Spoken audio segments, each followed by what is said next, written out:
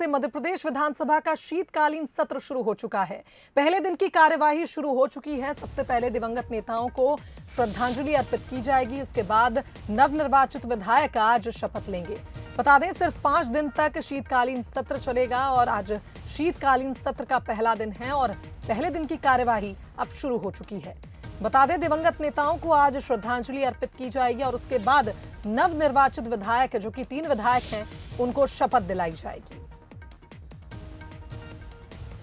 तो ओबीसी आरक्षण पर इस बार सदन गरमा सकता है। सत्र के हंगामेदार रहने के आसार हैं, लेकिन जिस तरह से प्रोटोकॉल होता है, पहले दिन सबसे पहले दिवंगत नेताओं को श्रद्धांजलि अर्पित की जाती है। उसके बाद नवनिर्वाचित विधायक आज शपथ लेंगे। उसके बाद कार्यवाही शुरू होगी।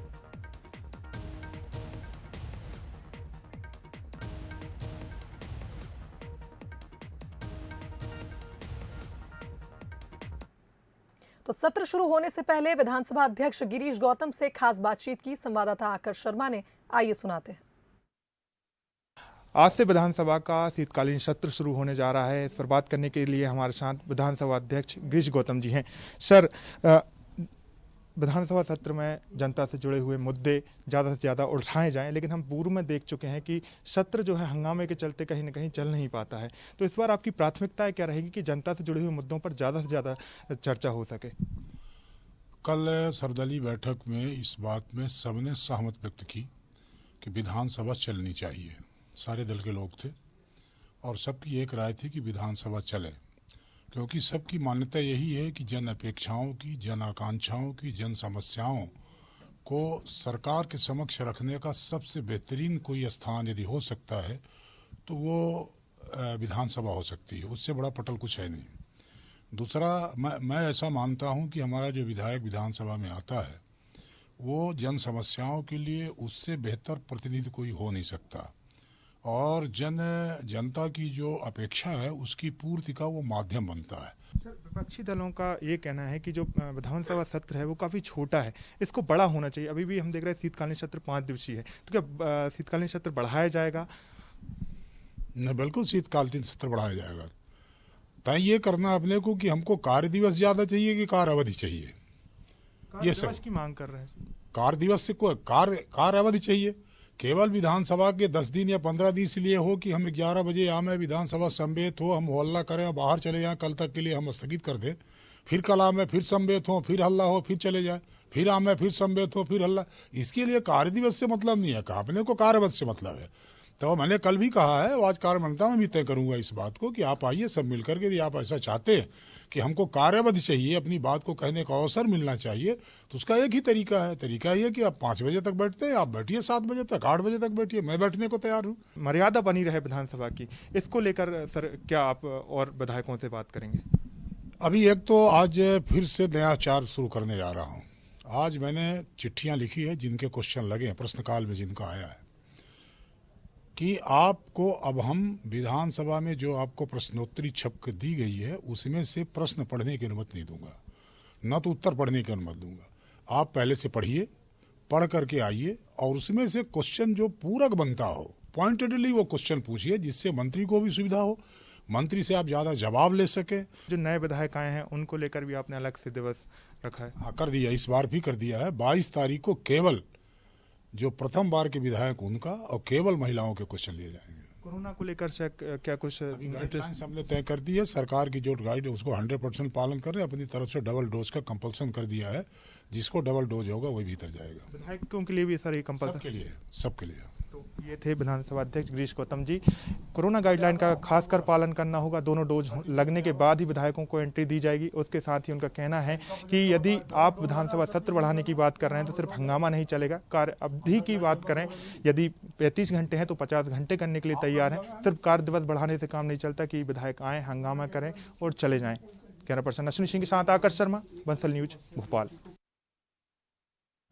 अध्यक्ष गिरीश गौतम का भी ये कहना है कि सदन की गरिमा बनी रहे और कार्य अवधि बढ़ाई जा सकती है, कार्य दिवस बढ़ाने की जरूरत नहीं है, क्योंकि कार्य अवधि में अगर बढ़ोतरी जरूरत लगी तो उसको भी बढ़ाया जाएगा। और आपको बता दें, आज पहला दिन है सत्र का। पहले दिन की कार्यवाही शुरू हो चुकी है। दिवंगत नेताओं को श्रद्धांजलि दी जाएगी और उसके बाद नवनिर्वाचित विधायक आज शपथ लेंगे।